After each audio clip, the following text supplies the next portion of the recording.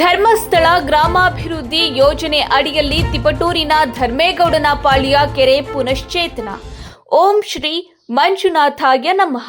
ಪರಮ ಪೂಜ್ಯ Rajarshi doctor D Veerendra Heggade ಅವರು ಹಾಗೂ ಮಾತೃಶ್ರೀ ಡಾಕ್ಟರ್ ವಿ ಹೇಮಾವತಿ ಹೆಗ್ಗಡೆ ಅಮ್ಮನವರ ದಿವ್ಯ ಕೃಪಾ ಆಶೀರ್ವಾದದೊಂದಿಗೆ ಶ್ರೀ ಕ್ಷೇತ್ರ ಧರ್ಮಸ್ಥಳ ಗ್ರಾಮಾಭಿವೃದ್ಧಿ ಯೋಜನೆ ತಿಪಟೂರು ಗ್ರಾಮಾಂತರ ತಾಲೂಕು ನೆಲ್ಲಿಕೆರೆ ಗ್ರಾಮ ಪಂಚಾಯಿತಿ ಹಾಗೂ ಧರ್ಮೇಗೌಡನ ಪಾಳ್ಯ ಗ್ರಾಮದ ಕೆರೆ ಸಮಿತಿಯ ಸಂಯುಕ್ತ ಆಶ್ರಯದಲ್ಲಿ ಕೆಂಬಾರೆಕಟ್ಟೆ ಕೆರೆ ಪುನಶ್ಚೇತನ ಕಾಮಗಾರಿ ಉದ್ಘಾಟನೆ ಮತ್ತು ಭೂಮಿ ಪೂಜೆ ಕಾರ್ಯಕ್ರಮವು ವಿಜೃಂಭಣೆಯಿಂದ ನೆರವೇರಿತು.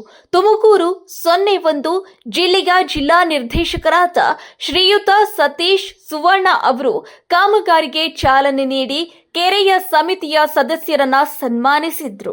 ಸಭೆಯನ್ನ ಉದ್ದೇಶಿಸಿ ಮಾತನಾಡಿದ ಅವರು, ಕೆರೆಗಳ ಹೂಳು ತೆಗೆದು ಮರುಜೀವ ನೀಡುವುದು ಪೂಜ್ಯರ ಮುಖ್ಯ ಆಶಯವಾಗಿತ್ತು. ಇಂತಹ ಕಾರ್ಯದಲ್ಲಿ ಭಾಗಿಯಾಗಿರುವುದು ನಮ್ಮೆಲ್ಲರ ಸೌಭಾಗ್ಯ ಎಂದರು.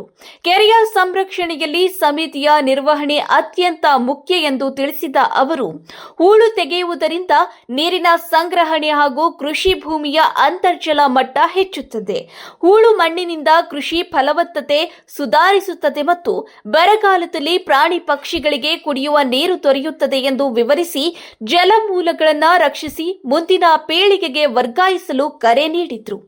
ಈ ಅರ್ಥಪೂರ್ಣ ಕಾರ್ಯಕ್ರಮದಲ್ಲಿ ಕೆರೆ ಸಮಿತಿ ಅಧ್ಯಕ್ಷರಾದ ಮಂಜುನಾಥ್, ಉಪಾಧ್ಯಕ್ಷರಾದ ಲೋಕೇಶ್, ಪಂಚಾಯಿತಿ ಮಾಜಿ ಅಧ್ಯಕ್ಷರಾದ ಮಹೇಶ್, ಕೆರೆ ಸಮಿತಿ ಹಾಗೂ ಪಂಚಾಯಿತಿ ಸದಸ್ಯರು, ಸ್ವಸಹಾಯ ಮತ್ತು ಪ್ರಗತಿ ಬಂಧು ಸಂಘದ ಸದಸ್ಯರು ಹಾಗೂ ಗ್ರಾಮಸ್ಥರು ಹೆಚ್ಚಿನ ಸಂಖ್ಯೆಯಲ್ಲಿ ಭಾಗವಹಿಸಿ ಕಾರ್ಯಕ್ರಮವನ್ನು ಯಶಸ್ವಿಗೊಳಿಸಿದರು.